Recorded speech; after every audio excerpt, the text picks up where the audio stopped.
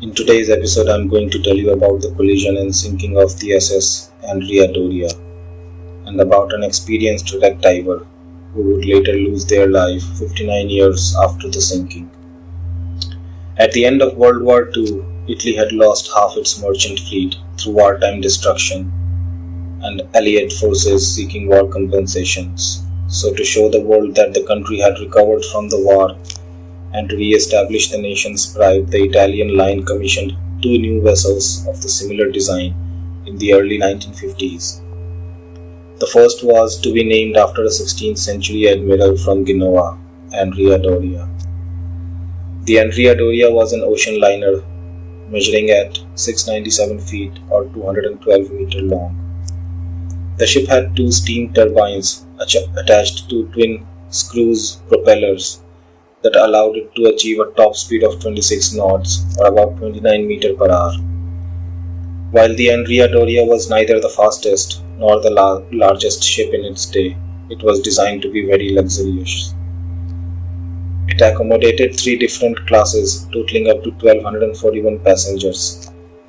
Each class, named First, Cabin and Tourist, had their own dining rooms, lounges, designated open deck space and swimming pools. Over $1 million were spent just on the artwork and the decor of the cabin and the public bathrooms. Factoring in inflation, $1 million in 1956 is roughly $9.7 million in 2021.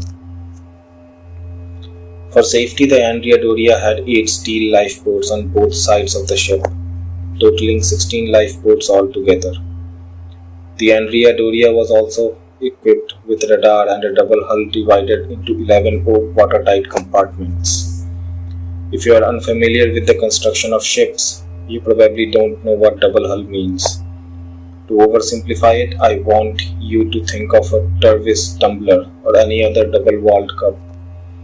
The double-wall insulation is made by inserting a liner inside an outer shell, creating a layer of air between them. A double hull on a ship is almost the same thing. However, while the cup's purpose for the double layer is for insulation, the ship's double hull is used as a redundant barrier to seawater in case of the outer hull or wall is damaged and leaks. The Andrea Dorea was equipped with a double hull that divided into 11 compartments. The purpose for this is so that the entire hull isn't compromised if only a small section gets damaged and leaks. On July 17, 1956, the Andrea Dorea set sail, leaving Genoa, Italy on a 9-day trip to New York. On board were 1,706 people, including passengers and crew members. At about 10:45 p.m. on July 25th, 8 days into their trip, as the ship sailed south of Nantucket, its radar noted an approaching vessel, the MS Stockholm, some 17 nautical miles away. The Swedish passenger liner, which was traveling from New York to Gothenburg, Sweden, soon detected the Andrea Dorea on its radar. Both the Andrea Dorea and MS Stockholm made adjustment in their course in an effort to widen the passing distance. However, each mistook the other's actual course. The Andrea Dorea was traveling in a heavy fog that the Stockholm would soon encounter, and mistakes were made regarding the radar. While the Swedish liner turned starboard or towards its right for a port-to-port pass, the Andrea Dorea elected to turn port or left and pass on the starboard side or right side. At a distance of approximately 2 nautical miles apart, the liners finally established visual contact. The Stockholm continuing to attempt a pass on the port side and the Andrea Dorea on the starboard. It soon became apparent, however, that they were heading toward each other. Traveling at a combined speed of some 40 knots or 46 meters per hour, they were unable to make the necessary adjustments to avoid a collision. At approximately 11:10 p.m., the Stockholm and Andrea Dorea collided at almost a 90-degree angle. The Stockholm struck the starboard side of Andrea Dorea, penetrating nearly 40 feet deep, opening 7 of its 11 watertight compartments. While the Stockholm's bow was crushed, the Swedish liner remained seaworthy. The Andrea Dorea, however, was fatally damaged. Within minutes of the collision, the Andrea Dorea began to list hard on starboard side, rendering the lifeboats on the port side inaccessible. The design parameters of the Andrea Dorea allowed the lowering of the lifeboats at a maximum 15-degree list. But since the Andrea Dorea exceeded 20 degrees within minutes after the collision, it was now well beyond its limit, and half of the lifeboats could not be deployed. This severe list also pulled a good section of the ship under the level of the water, allowing seawater to flow down corridors, down stairwells, and any other way it could find into the next compartment in line. On Andrea Dorea, the decision to abandon ship was made within 30 minutes of impact. A sufficient number of lifeboats for all the passengers and crew were positioned on each side of the boat deck. Procedures called for lowering the lifeboats to be fastened alongside the glass-enclosed promenade deck,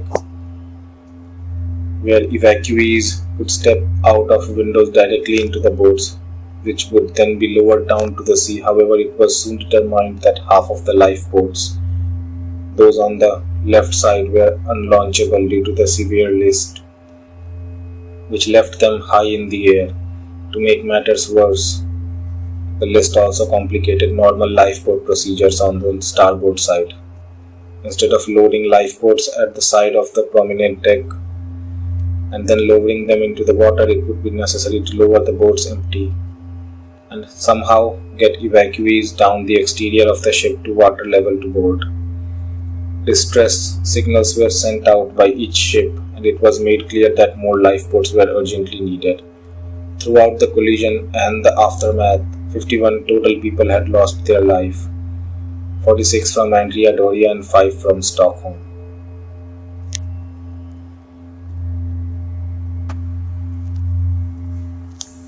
After the Andrea Dorea sank, it came to the rest 215 feet or 76 meters underwater, and that is where our story begins.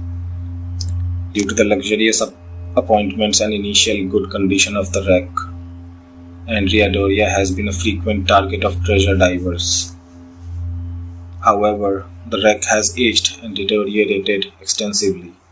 With the hull now fractured and collapsed, the upper decks have slowly slid off the wreck to the seabed below.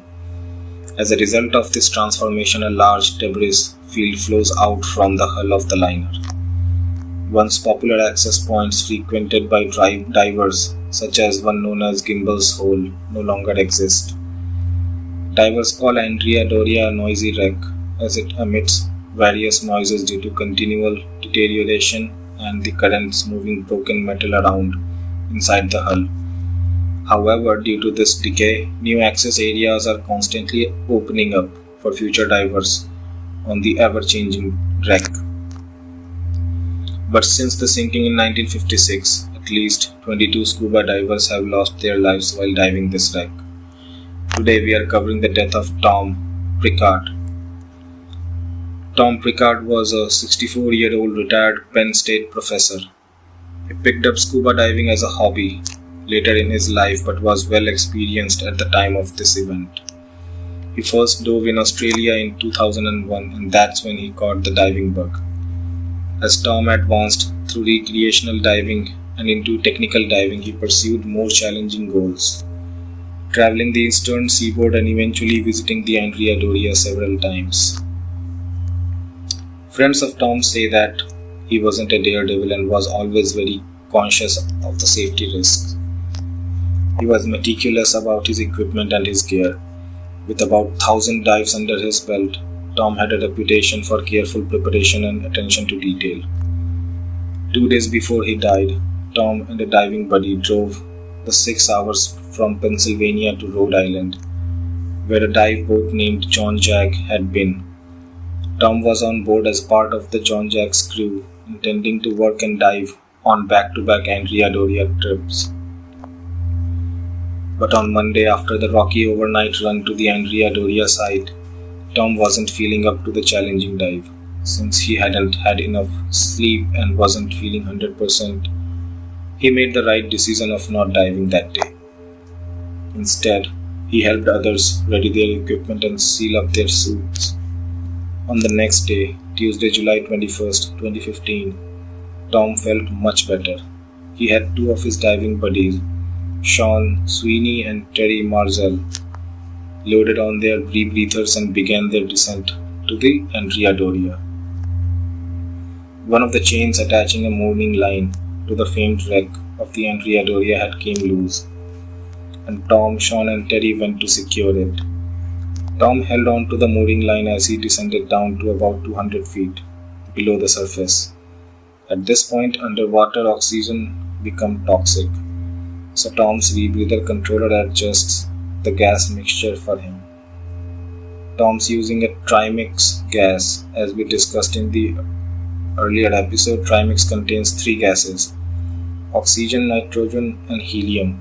The addition of helium is important on these deep dives since it's an inert gas and doesn't react with our bodies the same way oxygen or nitrogen does. Deep diving using trimix and using a rebreather all require special training. But for all the preparation and advanced equipment, divers have only a few minutes to explore the Andrea Dorea. The more time divers spend breathing the specially tailored mix of gases required to survive at such depths, the longer they will have to spend making their way painstakingly back to the surface. A typical Andrea Dorea dive includes only 15 or 16 minutes exploring the wreck before divers must leave. During those few minutes, divers affix strobe lights to the mooring line to help find their way back. Some hook lines of their own, wound into reels on their equipment onto the wreck near the mooring line so they can find their way back when their time in the wreck runs out. Some of those who have died got tangled or lost in the wreck. Others have panicked, spit out their mouthpieces and drowned. But most makes their way back to the mooring to start their long, slow ascent. Every minute at the bottom increases decompression time dramatically. For a dive of typical duration, the return to the surface requires about an hour, with stops nearly every 10 feet, pausing for precisely timed intervals. These divers are aware of one of the most well-known diving side effects, decompression sickness, also known as the bend. The decompression time on the way back to the surface is carefully calculated based on a couple factors, some of which include the time spent at the bottom. The longer you are there, the more time your body needs to decompress, so gases don't rapidly expand, causing life-threatening complications. Foot by foot, divers make their way toward the surface, lightly gripping the line. Keeping a consistent depth in the water can be hard. The current can be strong and the boat's bobbing moves the line, ripping it across palms, tearing through gloves as divers wait out each decompression stop. After about 75 minutes in the water, Sean and Terry make it back to John Jack. It only took moments to realize Tom was missing. Terry said he thought he had seen Tom at 20-foot decompression stop just a few minutes before. According to others on board, Tom, Terry told them had signaled to him and headed up to the boat. Terry frantically got his suit back on and plunged into the water to look for his friend below the boat. When there was no sign of Tom below, they radioed the Coast Guard. While one person radioed for help, others began throwing trash overboard. It's a way to help track the current and give the search and rescuers a trail to follow in case Tom was somewhere along the surface. Within just 3 minutes, the Coast Guard was in the air above them. The visibility that day was about a mile, and a crew member of the John Jack said if Tom has resurfaced behind the boat, they would have seen him. But under the surface, 2 other divers were still diving the wreck. They approached the mooring line, reached for their strobe lights, and noticed a third strobe light attached. Looking at the back of it, they saw the initials TCP, Tom C. Pickard. The divers progressed through the necessary decompression stop, aware that whoever left that strobe on the line may have been lost in the wreck. More than an hour after Tom went missing, the divers finally emerged and reported seeing a strobe with his initials clipped to the line. By then, the search at the surface, based on Terry's account of seeing Tom just below the boat, was already well underway. But if Terry had instead seen Sean, who surfaced several minutes before him, then Tom may have never left the Andrea Dorea. One of the divers said, being on a rebreather, this guy could be alive and caught in a net. He asked to go down and search for Tom, but the boat's two captain, owner Rich Benevento and Mark Alexander, declined to allow anyone down to look for Tom. Coast Guard officials said the decision to keep everyone aboard the boat was a bit difficult. A local diver later told the newspaper that he had been a diver on the John Jack that day. He would have wanted to go down to look for Tom, but had he been the captain of the boat, he wouldn't have allowed a passenger to take that chance. The weather conditions were slowly deteriorating. The John Jack's ladder broke off while the boat was tooling around the dive site, and an aluminium ladder had been attached to the diving platform, making boarding the boat tricky. Risking still more divers to search for Tom may have been unwise. About 40 hours after the Coast Guard arrived, the search was called off. Over 350 square nautical miles had been searched. If Tom ever surfaced, nobody saw him. Richie Kohler, wreck diver and shipwreck historian who has led his own Andrea Dorea expeditions on the John Jack, said he asked to tag along on the John Jack's subsequent trips to Andrea Dorea so he could search for Tom's body and was rebuffed. Richie, who dove the wreck over 120 times, said, "I have a problem with that. You can at least do some kind of diligence to bring him home." But Coast Guard Petty Officer Russ Ruddell said the captain's choice not to send more divers down after Tom was probably a smart decision on his part. He didn't want to risk the lives of anyone else. What precisely happened may never be known for sure, whether an equipment failure or a medical emergency incapacitated him in the wreck, or another swell brought the John Jack's hull down on his head, or something else entirely. The array of diving dangers can seem as vast as the sea itself. If Tom never left the Dorea, a diver may one day discover him on another expedition, but for now, somewhere near the Andrea Dorea, Tom Pickard is buried, far below the waves. Why people dive at this location can be answered in a couple different ways. Some enjoy the challenge. Some go down to simply kneel on the historic ship and say that they made it. Others rummage through the wreck in search of mementos. The skills and equipment required to successfully execute this dive stretch beyond the limits of recreational diving. Tech training and specially mixed gas is required to reach this underwater treasure. However, even with extra training and specialized gear, this wreck is still very, very dangerous. Strong currents and heavy sediment can reduce visibility to zero, pose serious hazards to diving this site. Dr. Robert Ballard, who was actually the person who located the sunken Titanic, visited the site in a US Navy submersible in 1995 and reported that thick fishing nets draped the hull. An invisible web of thin fishing lines can easily snag scuba gear, increases danger of this dive. The wreck is slowly collapsing with each year that passes by.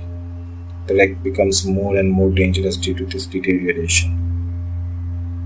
This wreck is featured in multiple books and movies, but if you'd like to learn more, I highly recommend reading the 2002 book Deep Descent, Adventure and Death Diving the Andrea Dorea by Kevin McMurray,